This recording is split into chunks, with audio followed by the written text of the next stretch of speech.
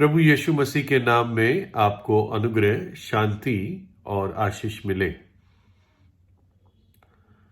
हजारों लोग एक टूरिस्ट स्पॉट पर विजिट करने जाते हैं।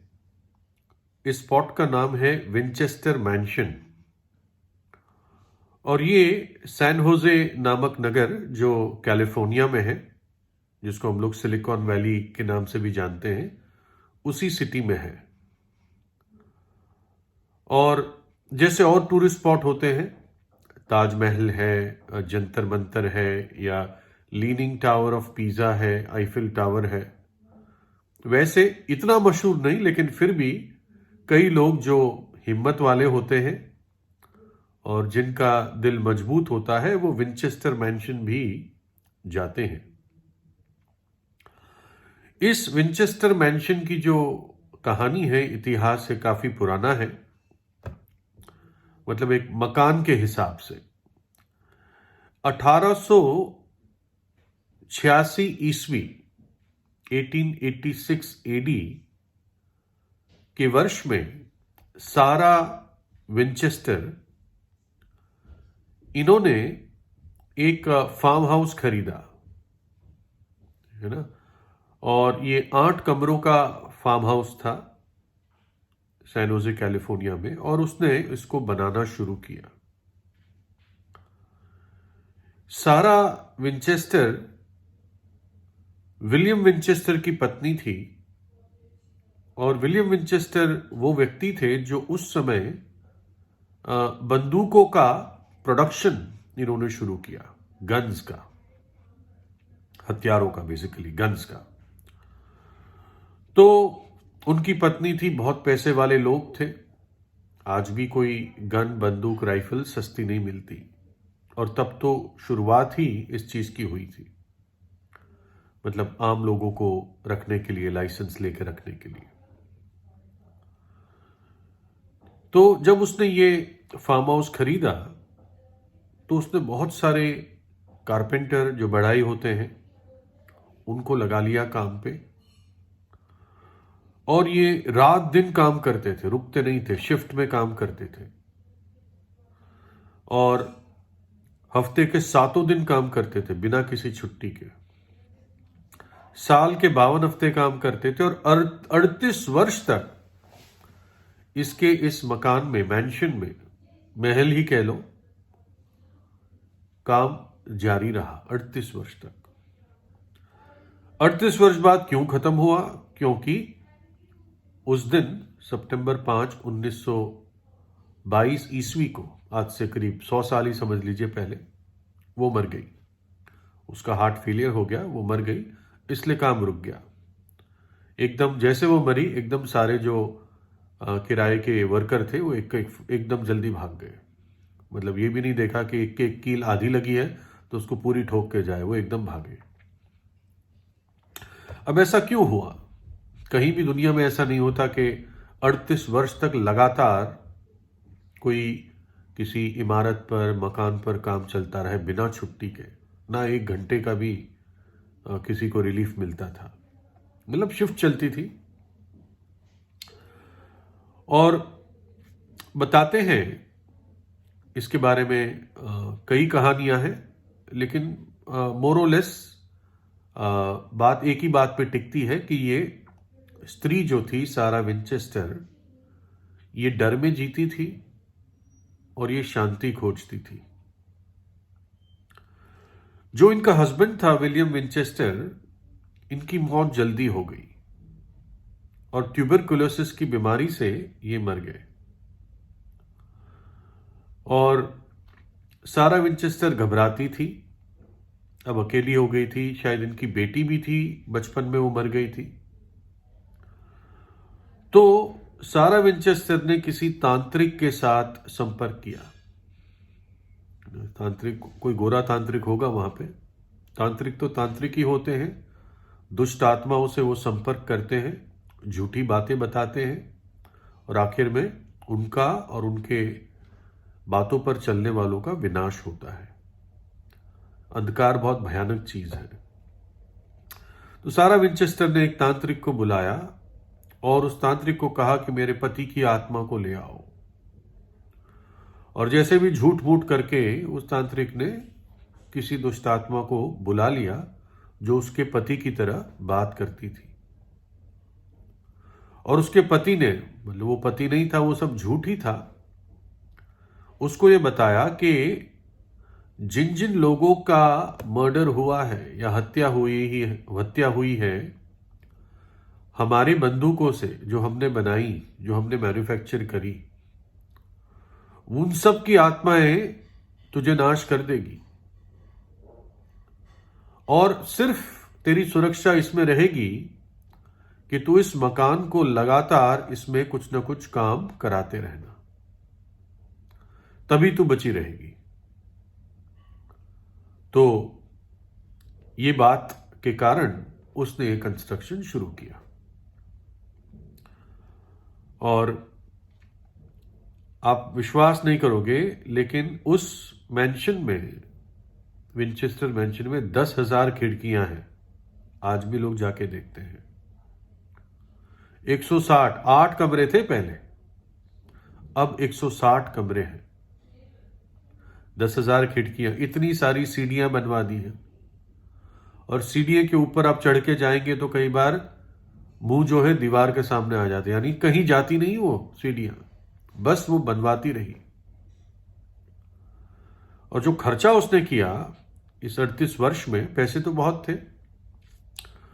वो जब ये लेख लिखा गया था तब वो वैल्यू थी $7 करोड़, जो आज के कैलकुलेशन में 511 करोड़ रुपए की कीमत है। और बना क्या? कुछ नहीं, कुछ यूजफुल नहीं था, किसी के उपयोग में नहीं था। बस उसको डर था,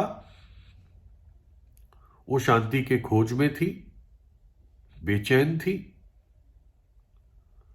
और आखिर में क्या हुआ? आखिर में वो मर ही गई। कई लोग इस प्रकार से शांति की खोज में रहते हैं और उनके भी जो तरीके होते हैं वो सारा विंचेस्टर की तरह ही होते हैं। वो अलग अलग सुख विलास में शांति खोजते हैं, कुछ अपने आप को अकेलेपन में धकेल देते हैं, कुछ तपस्या में लग जाते हैं, कुछ अश्लील जीवन में चले जाते हैं, कुछ धन में खोजते हैं। लेकिन शांति इस प्रकार से नहीं मिलती, शांति इस प्रकार से नहीं मिलती है। जब तक जीवन में पाप है तब तक परमेश्वर की शांति आ ही नहीं सकती, हो ही नहीं सकता। जैसे विंचेस्टर मैंशन में कई सीढ़ियां आप चढ़ के जाओगे और सीधा, जैसे मैंने बताया, एक दीवार के ऊपर आप जाके टकराओगे। तो कुछ लोग जो शांति के पथ ढूंढते हैं और उस पर चलते हैं, वो इसी तरह खाली चीज पे टकराते हैं, कुछ नहीं पाते, वो आखिर में निराश होते हैं। जब तक हम परमेश्वर का दिया हुआ मार्ग नहीं अपनाएंगे तो हमें शांति नहीं मिल सकती। यशायाह भविष्यद्वक्ता था, प्रभु यीशु मसीह के जन्म से 700 वर्ष पहले उसने ये भविष्यवाणी की थी, क्योंकि हमारे लिए एक बालक उत्पन्न हुआ, हमें एक पुत्र दिया गया और प्रभुता उसके कांधे पर होगी और उसका नाम अद्भुत, युक्ति करने वाला, पराक्रमी परमेश्वर, अनंत काल का पिता और शांति का राजकुमार रखा जाएगा। ये सारे शीर्षक प्रभु यीशु को दिए गए थे। अद्भुत, युक्ति करने वाला, यानी अद्भुत काम हमारे जीवन के लिए करने वाला, सर्वशक्तिमान परमेश्वर, प्रभु यीशु के लिए टाइटल था ये, सर्वशक्तिमान परमेश्वर, अनंत काल का पिता। अनंत काल भी उसके सामने छोटा है, उसका भी वो पिता है, और शांति का राजकुमार। और जो मैं आपका ध्यान खींचना चाहता हूं वो है शांति का राजकुमार। जब प्रभु यीशु ने जन्म लिया उस चरनी में, बेथलेहम के नगर में, एक गरीब परिवार में, तो स्वर्गदूतों ने यह घोषणा की। तब एकाएक उस स्वर्गदूत के साथ स्वर्गदूतों का दल परमेश्वर की स्तुति करते हुए और यह कहते हुए दिखाई दिया कि आकाश में परमेश्वर की महिमा और पृथ्वी पर उन मनुष्य में जिनसे वह प्रसन्न है शांति हो। पृथ्वी पर शांति हो उन मनुष्यों में।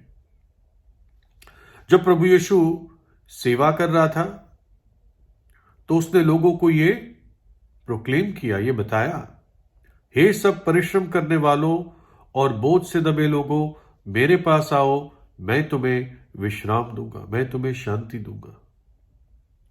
ऐसा नहीं था कि सारा विंचेस्टर इस बात को नहीं जानती होगी, लेकिन उसने कभी कोशिश नहीं की। वो अपने ही कर्मों में लगी रही, दुष्ट आत्मा की बातों पर सुनकर उन पे लगी रही। जब प्रभु यीशु कलवरी के क्रूस पर था तो वो शांति का राजकुमार तब भी औरों की चिंता कर रहा था। जब आपको एक इंजेक्शन भी लगता है तो सिर्फ आप अपने बारे में ही सोचते हैं कि कब लगेगा और कब खत्म होगा, और उसके बाद तो कुछ नहीं हो जाएगा, है ना। जब लोगों के आज वैक्सीन लगते होंगे तो पता नहीं क्या क्या सोचते होंगे। लेकिन उस भयंकर दर्द में भी जब हमारे पापों के लिए प्रभु यीशु 3 किलो के जरिए क्रूस पर टांगा गया, तब भी वो उन लोगों के बारे में सोच रहा था। उसके मुंह से यही शब्द निकले, पिता इन्हें क्षमा कर, ये नहीं जानते ये क्या कर रहे हैं। एक और वचन में लिखा है, उसके क्रूस पर बहे हुए लहू के द्वारा मेल मिलाप हुआ। उसके क्रूस पर बहे हुए लहू के कारण मेल मिलाप हुआ, यानी हमारा परमेश्वर के साथ मेल मिलाप हुआ, शांति हुई, पीस हुई दोनों के बीच में। पापों के कारण हम दूर थे, पापों के कारण हम उसके दुश्मन थे। आज कई लोग दुश्मन हैं उसके। वो तभी ठीक हो सकता है जब वो पाप दूर होगा, जब यीशु का लहू उस पाप को दूर करेगा। और वो कब होगा? जब आप प्रार्थना करेंगे, प्रभु यीशु मेरे इन पापों को दूर कर, मुझे क्षमा कर, अपने पवित्र लहू से मुझे धोकर पवित्र करें, मेरे पापों को क्षमा करें, मैं पछताप करता हूं या करती हूं, है ना। वो जीवित परमेश्वर है क्योंकि मृतकों में से जी उठा, इसलिए आपकी प्रार्थना सुनने के लिए सक्षम है और सामर्थी है।